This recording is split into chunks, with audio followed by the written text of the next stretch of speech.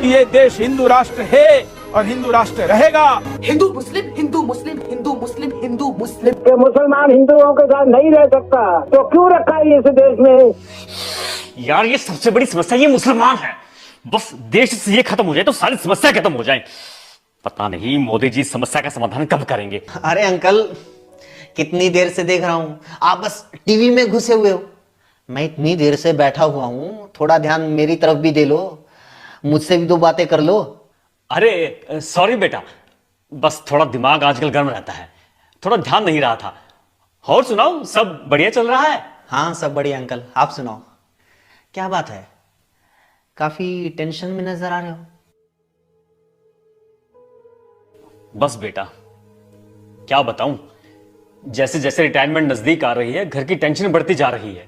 पहले वाले कर्मचारियों की तरह हमें पेंशन भी नहीं मिलेगी। सोच रहा हूं आगे गुजारा कैसे होगा। छोटे वाले लड़के की फीस, रैंक भी इतनी अच्छी आई थी, हरियाणा के गवर्नमेंट इंस्टीट्यूट में नंबर भी पड़ गया था, लेकिन सरकार ने फीस को सालाना 50,000 से बढ़ाकर सीधे 10 लाख कर दिया। 4 साल में 40 लाख बताओ कहां से आएंगे। बच्चों ने धरने प्रदर्शन भी किए, तब जाकर फीस 30 लाख रुपए हुई, लेकिन 30 लाख भी कहां से लाए। और बड़े वाला लड़का अंकल, वो भी तो दिल्ली है ना? अरे हाँ, लेकिन वो बेचारा भी क्या करे। पहले वो कंपनी वालों ने नोटबंदी का बहाना बनाकर निकाल दिया, फिर दूसरी कंपनी वालों ने कोरोना में लॉकडाउन का। अब कुछ दिन पहले ही नई नौकरी मिली है, लेकिन कब तक। प्राइवेट कंपनियों को क्या भरोसा। हाँ ठीक का अंकल, वैसे थोड़ी मेहनत तो लगती है, अच्छा होता अगर किसी गवर्नमेंट जॉब की तैयारी करवा देते। अरे वो भी करवाई थी भाई, लेकिन आजकल गवर्नमेंट जॉब बची कहां है। 2 साल भर्ती का इंतजार करके फिर तभी तो प्राइवेट नौकरी पकड़ी है। हाँ चलो ठीक है। और आंटी की सेहत कैसी है अंकल, ठीक है ना? अरे कहां ठीक है। 3 दिन पहले शाम को घूमने जा रही थी, 2 बाइक वाले आए और गले के चेन छीन कर ले गए। बेचारी इतनी बुरी तरह गिरी है कि बस। क्राइम कितना बढ़ गया है आजकल, पता ही नहीं चलता कब कौन कहां किसको झपट्टा मार दे, किसको गोली मार दे। ऊपर से पुलिस कोई कार्रवाई नहीं कर रही। रिश्वत भी दे चुका हूं, फिर भी अब तक चोर नहीं पकड़े गए। 50,000 रुपए की चेन लेकर भाग गए। कोई बात नहीं अंकल, चेन तो और बन जाएगी, लेकिन आंटी तो अब ठीक है ना? कहां बेटा, बेड रेस्ट पे है आज तक। वो तो पहले से ही शुगर और गठिया की मरीज थी, हर महीने 10,000 रुपए की दवाई आती है। आजकल इलाज करवाना कितना महंगा हो गया है। मैं खुद इस डर से बीमार नहीं होता कि इलाज का रुपया कहां से लाऊंगा। हाँ तो किसी गवर्नमेंट हॉस्पिटल में जाया करो ना अंकल। अरे गवर्नमेंट हॉस्पिटल में जब तक ओपीडी की पर्ची कटती है, उससे पहले तो मरीज की दुनिया से पर्ची कट जाती है। गवर्नमेंट हॉस्पिटल, गवर्नमेंट अस्पतालों में अगर फैसिलिटी होती तो हमें क्या शौक था इतने महंगे इलाज करवाने का। सही कहा।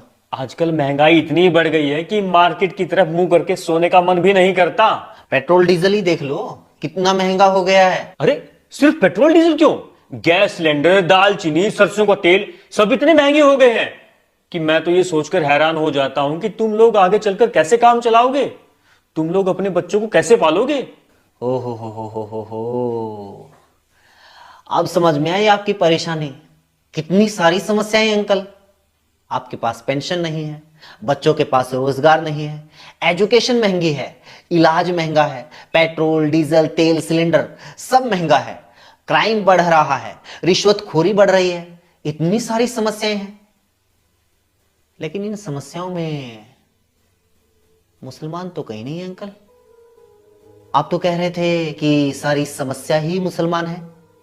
आपको पेंशन नहीं मिल रही मोदी की वजह से, बच्चों को रोजगार नहीं मिल रहा मोदी की वजह से, क्राइम बढ़ रहा है बेरोजगारी की वजह से, बेरोजगारी बढ़ रही है मोदी की वजह से, शिक्षा महंगी मोदी की वजह से, इलाज महंगा मोदी की वजह से, तेल सिलेंडर खाने पीने की चीजें महंगी मोदी की वजह से।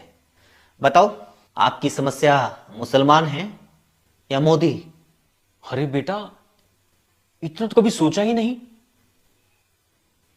वो टीवी में तो सारा दिन। हाँ बिल्कुल अंकल, टीवी में यही दिखाया जाता है ताकि आप लोग कभी अपनी असली समस्याओं के बारे में, देश की असली समस्या के बारे में सोच ही ना पाओ, मोदी की नाकामियों के बारे में सोच ही ना पाओ, मोदी से कभी सवाल पूछ ही ना पाओ।